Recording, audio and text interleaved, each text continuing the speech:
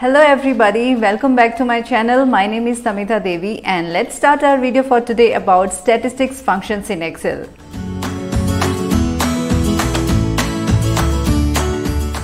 We will cover all these important statistics formula one by one.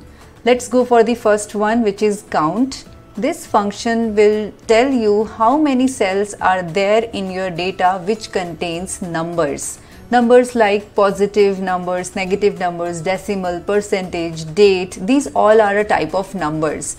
So let's jump into the example directly to understand how this formula works.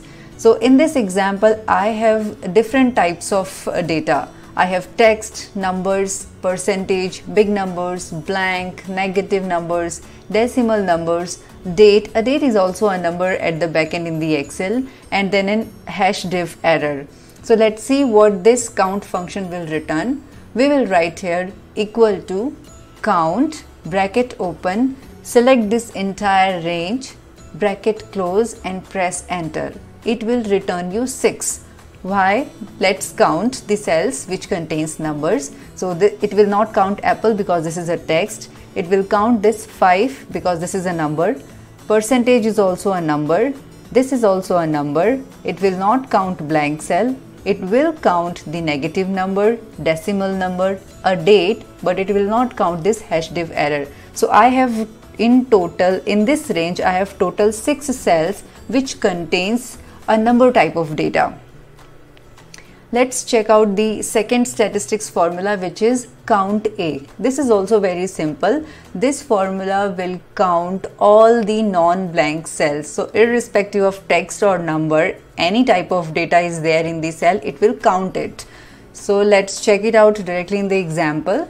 So if I write here equal to count A, bracket open, select this entire range, bracket close and press enter.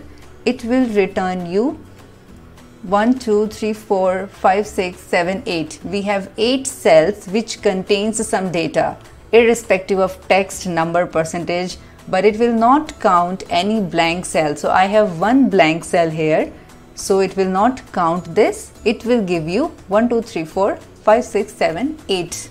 So there are 8 cells which are non-blank cells. Let's go to the third formula. It is count blank. So like count A counts the non-blank cells, this count blank formula counts only the blank cells.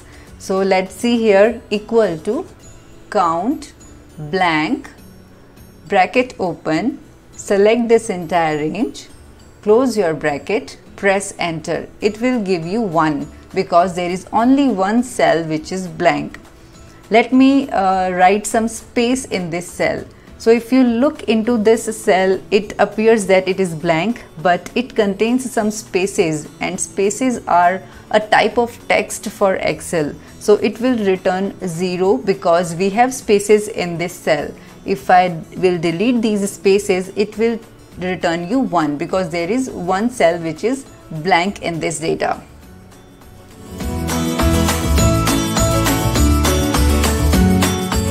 Our next function is countif function. So what this function will do? It will count all the numbers which are meeting a certain criteria, which are meeting a certain condition.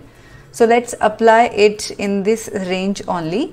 So I'll write here equal to count if, select this entire range. So the syntax is the first argument is range. So I have selected the range, comma, criteria. My criteria is I want to count all the cells which are having number greater than 1. You have to write this greater than 1 into double inverted commas as per the syntax of this function. Close this bracket and press enter. It will return you 4. So let's count here. It will not count any text, so it will ignore this apple. It will count 5 because it is greater than 1 and it is a number. 20% is 0.2, which is less than 1, so it will not count this. 4, 5, 6, 7 is greater than 1, it will count this number. Then blank, it will not count any blank cells. Minus 5 is a number, but it is less than 1, so it will not count this cell. 1.588 is greater than 1, so it will count it. Now for the date, if you want to understand what is the number behind this date, you can go to this format and can convert it into general format. So this number is behind this date and it is of course greater than 1. So we have 1, 2, 3 and 4 cells which are numbers and meeting my criteria greater than 1.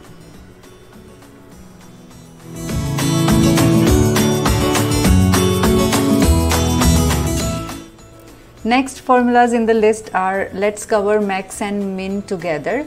Max will give you the largest value of a specific set of range and min will give you the smallest value of a specific set of range. Let me delete these items and data. For better understanding of max and min, let me write down some numbers here, random numbers. Alright, so if I will write here equal to max and then select this entire range, it will return you the largest value of this range. So what is my largest value of this range? It is 1000. Let's go for the minimum formula. So I will write here equal to min, select this entire range and then press enter.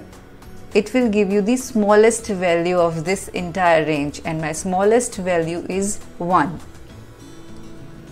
Let's cover the average formula now. Average formula will return you the average of the entire range that you have selected. So let's do it here in this example. Equal to average, select these range and then close your brackets, press enter. It will give you the average of all these numbers.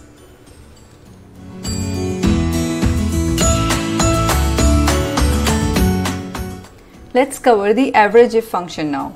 The average if function in Excel is used when you want to do the average of all the values which are meeting a certain criteria or a condition.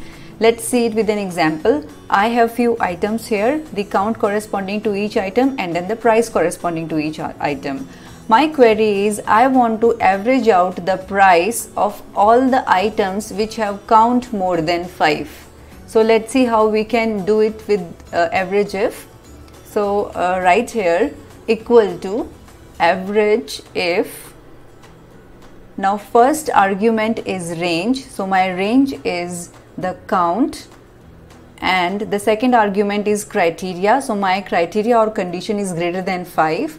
Comma, the third argument is the average of the range. I want to do the average of my price. Then close your bracket, press enter. It will give you 40. So let's calculate this average for the items who have count more than 5 manually. So my condition is greater than 5. The count should be greater than 5. Here I have 3 lines having greater than 5 count and I want the average of these numbers. So let me copy it here. Now what is the formula of average? If we want to calculate the average manually, so average is the sum of all the values divided by the count of all the values. So let's do here the sum of these values and then the count of these values and then we will divide both of them, sum divided by count. It will give you 40. So yes, it is matching with my this result and my formula is working fine.